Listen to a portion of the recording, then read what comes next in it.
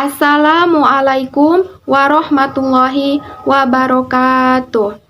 Perkenalkan, nama saya Amelia Rahmawati, NPM 2013-03-10-21 dari kelas A Program Studi Pendidikan Ekonomi 2020. Baiklah, di sini saya akan menunjukkan sebuah video pembelajaran yaitu tentang materi ekonomi jenjang SMA. Video ini saya buat untuk memenuhi tugas ujian akhir semester mata kuliah model dan inovasi pembelajaran ekonomi serta mata kuliah pengembangan media pembelajaran ekonomi. Untuk mata kuliah model dan inovasi pembelajaran ekonomi diampu oleh dosen yaitu Bapak Dr. Andes Aikomang Winata MSI dan juga Bapak Suroto SPD MPD. Sedangkan untuk mata kuliah pengembangan media pembelajaran ekonomi diampu oleh dosen yaitu Bapak Dr. Andes Sion Rizal MSI dan juga Bapak Suroto SPD MPD. Selamat menyaksikan. Assalamualaikum warahmatullahi wabarakatuh. Selamat pagi anak-anak. Bagaimana kabar kalian semua? Apakah sehat? Ibu berharap kalian semua dalam keadaan sehat ya, dan tentunya tetap semangat dalam mengikuti pembelajaran kita pada pertemuan kali ini. Oke, kira-kira di antara kalian semua, apakah sudah ada yang tahu kita mau bahas materi tentang apa? Oke, Ibu kasih tahu ya. Jadi pertemuan kita pada kali ini kita akan membahas materi tentang pendapatan nasional.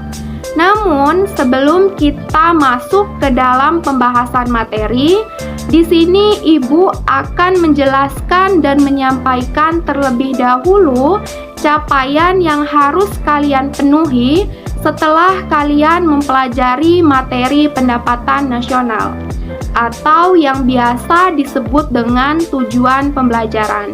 Baiklah, di sini Ibu langsung menyampaikan tujuan pembelajaran kita ya.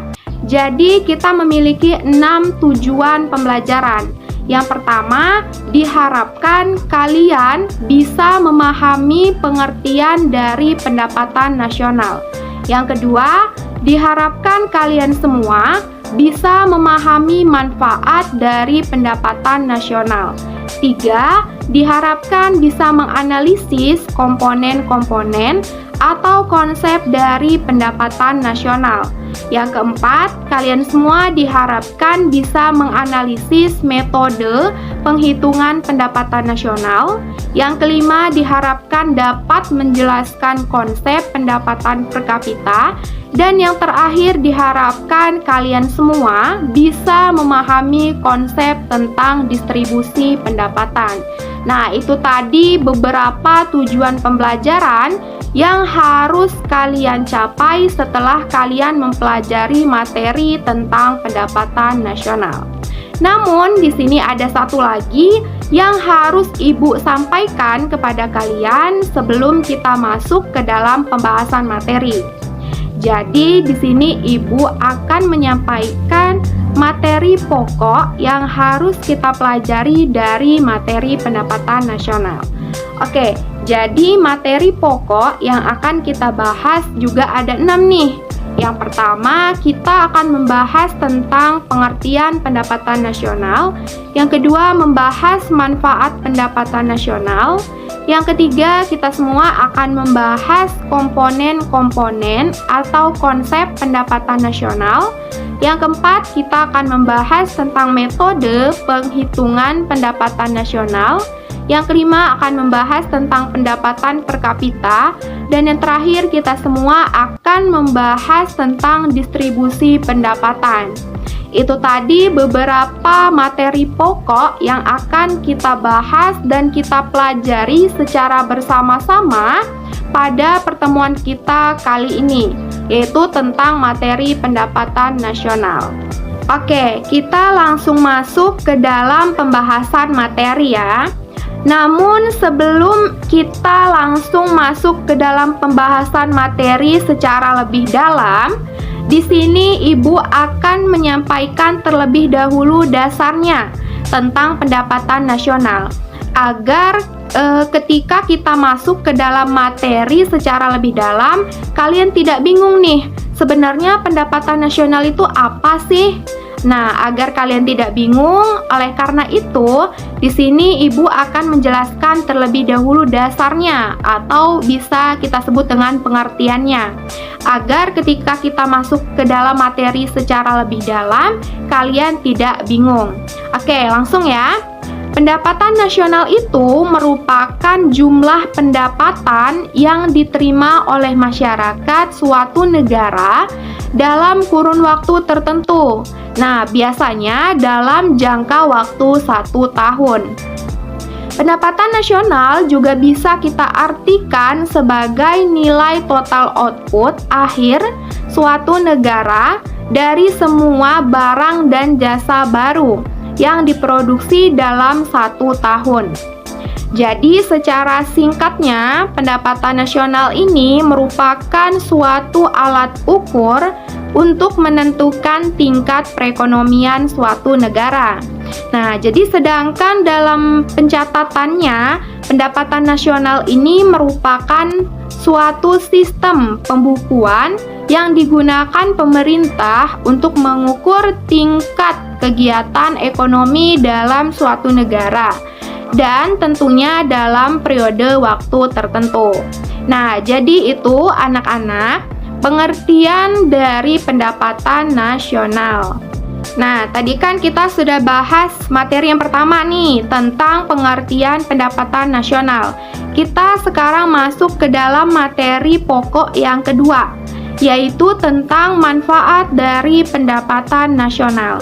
Jadi di sini Ibu akan menjelaskan secara umum dulu nih tentang manfaat pendapatan nasional. Nah, jadi pendapatan nasional ini manfaatnya secara umum adalah merupakan suatu pertumbuhan ekonomi negara, yaitu untuk mengukur tingkat kemakmuran dan melakukan evaluasi terhadap perkembangan perekonomian dalam skala tertentu. Di samping itu, pendapatan nasional juga menjadi acuan kualitas hidup kelompok masyarakat di dalam suatu negara. Nah, itu tadi secara umumnya manfaat dari pendapatan nasional. Selanjutnya, Ibu juga akan menjelaskan 8 poin dari manfaat pendapatan nasional. Yang pertama adalah untuk mengukur laju pertumbuhan ekonomi nasional. Yang kedua, untuk membandingkan kemajuan perekonomian antar negara. Yang ketiga, untuk mengetahui struktur perekonomian suatu negara. Yang keempat, menjadi landasan perumusan kebijakan pemerintah. Yang kelima, untuk mengetahui dan menelaah struktur perekonomian nasional. Yang keenam, menentukan besarnya kontribusi berbagai sektor perekonomian terhadap pendapatan nasional. Yang ketujuh, mendapat informasi tentang tingkat kemakmuran masyarakat. Dan poin yang kedelapan ada membantu pemerintah untuk melakukan evaluasi dan mengukur perubahan yang terjadi. Nah, itu tadi manfaat pendapatan nasional secara umum dan juga secara sederhananya, maksudnya itu secara lainnya di dalam suatu negara, manfaat di dalam suatu negaranya. Oke, kita lanjut sekarang materi pokok yang ketiga, yaitu kita akan membahas tentang komponen-komponen atau konsep dari pendapatan nasional. Nah, di sini Ibu mengambil 5 komponen-komponen, yaitu yang pertama ada produk domestik bruto atau yang biasa disebut dengan gross domestic product. Nah, merupakan jumlah produk yang berupa barang dan jasa yang dihasilkan oleh unit-unit produksi di dalam batas wilayah suatu negara atau domestik selama 1 tahun. Komponen yang kedua adalah produk nasional bruto atau yang biasa disebut dengan gross national product atau PNB yang meliputi nilai produk berupa barang dan jasa yang dihasilkan oleh penduduk suatu negara secara nasional selama 1 tahun, termasuk hasil produksi barang dan jasa yang dihasilkan oleh warga negara yang berada di luar negeri, tetapi tidak termasuk hasil produksi perusahaan asing yang beroperasi di wilayah negara tersebut. Oke, kita lanjut ke komponen yang ketiga. Ada tentang pendapatan nasional neto atau net national income. Nah, pendapatan yang dihitung menurut jumlah balas jasa yang diterima oleh masyarakat sebagai pemilik faktor produksi. Oke, sekarang kita lanjut ke komponen yang keempat, yaitu tentang pendapatan perseorangan atau personal income. Nah, jadi pendapatan ini merupakan jumlah pendapatan yang diterima oleh setiap orang dalam masyarakat, yang termasuk dalam pendapatan yang diperoleh tanpa melakukan kegiatan apapun. Jadi untuk komponen yang keempat, yaitu pendapatan perseorangan, bisa didapatkan oleh setiap orang tanpa ia harus melakukan kegiatan apapun. Oke, sekarang kita lanjut ke komponen yang terakhir atau komponen yang kelima, yaitu tentang pendapatan yang siap dibelanjakan atau disposable income. Nah, pendapatan ini merupakan pendapatan yang siap untuk dimanfaatkan yang gunanya untuk membeli barang dan jasa konsumsi dan selebihnya menjadi tabungan yang disalurkan menjadi investasi. Itulah tadi kelima komponen-komponen dari pendapatan nasional. Selanjutnya kita akan masuk ke dalam materi pokok yang keempat, yaitu tentang metode penghitungan pendapatan nasional. Jadi anak-anak, di sini kita akan menggunakan 3 metode penghitungan dalam menghitung pendapatan nasional. Yang pertama itu ada pendekatan produksi, di mana pendekatan ini lebih menekankan pada kegiatan yang menciptakan nilai tambah. Maka dari itu, perhitungannya hanya mencakup perhitungan nilai tambah pada sektor produksi. Sedangkan untuk rumus dari pendekatan produksi adalah Y sama dengan dalam kurung Q1 dikali dengan P1 ditambah dalam kurung Q2 dikali dengan P2 ditambah dalam kurung Q3 dikali dengan P3 dan seterusnya. Di akhir ditambah dengan Qn dikali dengan Pn. Sedangkan untuk keterangannya adalah untuk Y itu merupakan pendapatan nasional, untuk P1 itu adalah harga barang ke-1, untuk Pn adalah harga barang ke-N, untuk Q1 itu merupakan jenis barang ke-1, dan untuk Qn itu merupakan jenis barang ke-N. Sekarang kita lanjut ke metode penghitungan yang kedua, yaitu tentang pendekatan pendapatan. Pada pendekatan pendapatan ini berdasarkan pada pendapatan nasional yang dihitung dengan menjumlahkan seluruh pendapatan yang diterima masyarakat atau pemilik faktor produksi sebagai balas jasa yang mereka terima dalam proses produksi. Untuk rumus dari pendekatan pendapatan ini adalah Y sama dengan W ditambah R ditambah I dan ditambah P. Dengan keterangan jika Y itu adalah pendapatan nasional, untuk R adalah pendapatan dari upah, gaji, dan lainnya, untuk W adalah pendapatan bersih dari sewa, untuk I adalah pendapatan dari bunga, dan untuk P adalah pendapatan dari keuntungan perusahaan dan usaha perorangan. Nah, itulah rumus dari pendekatan pendapatan. Sekarang kita lanjut ke metode penghitungan yang ketiga, adalah pendekatan pengeluaran. Oke, jadi kalau pendekatan pengeluaran ini merupakan pendekatan yang mana pendapatan nasional dihitung dengan cara menjumlahkan permintaan akhir dari para pelaku ekonomi. Nah, para pelaku ekonomi itu adalah konsumen, produsen, dan pemerintah dalam suatu negara. Untuk rumus dari pendekatan pengeluaran adalah Y sama dengan C plus G plus I plus dalam kurung X min M, dengan keterangan untuk Y adalah pendapatan nasional, untuk C adalah konsumsi rumah tangga, untuk I adalah investasi, untuk G adalah pengeluaran pemerintah, untuk X adalah ekspor, dan untuk M adalah impor.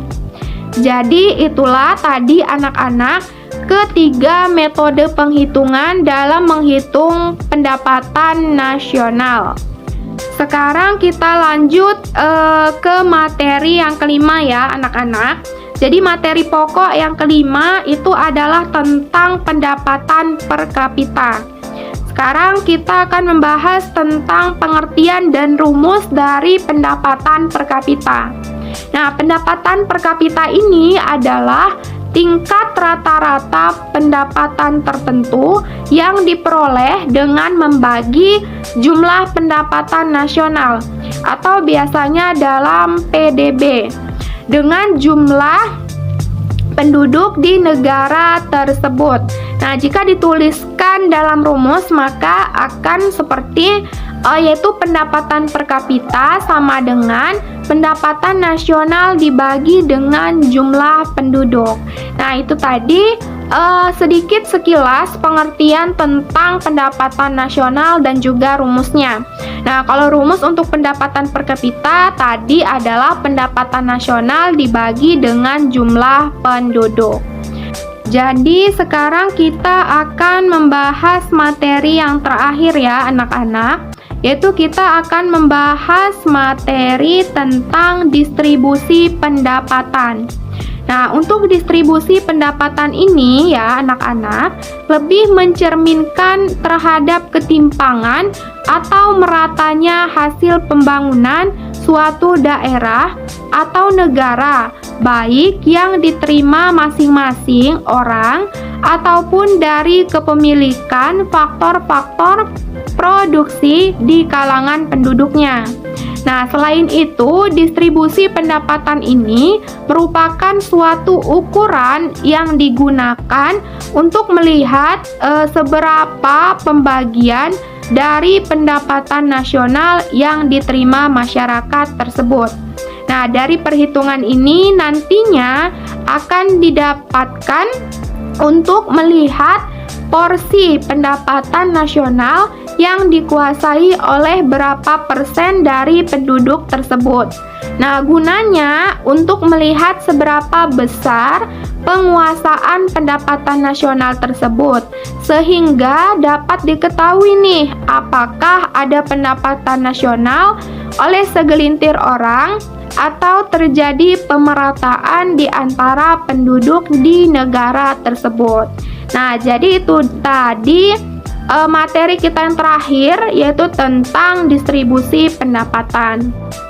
Jadi itulah tadi anak-anak keenam materi pokok yang sudah Ibu jelaskan dan kita bahas secara bersama-sama terkait tentang materi pendapatan nasional. Untuk lebih jelasnya atau agar kalian lebih memahami tentang materi pendapatan nasional, oleh karena itu Ibu akan memberikan penugasan kepada kalian semua secara individu. Untuk tugas ini akan Ibu upload dan kalian kumpulkan kembali pada Classroom. Sedangkan untuk deadline-nya Ibu beri waktu sampai pertemuan minggu depan. Jadi dari kalian semua, apabila masih ada yang belum memahami materi, bisa ditanyakan kembali kepada Ibu di pertemuan minggu depan, atau bisa juga bertanya kepada Ibu secara langsung, secara pribadi. Boleh juga. Nah, mungkin itu saja yang dapat Ibu sampaikan kepada kalian semua. Terakhir, di akhir sesi pada pertemuan kita kali ini, Ibu akan memberikan sedikit pesan kepada kalian semua agar kalian tetap semangat dalam belajar dan juga terus menjaga kesehatan. Demikian dari Ibu. Terima kasih kepada anak-anak semua yang telah berpartisipasi, dan Ibu akhiri, wassalamualaikum warahmatullahi wabarakatuh.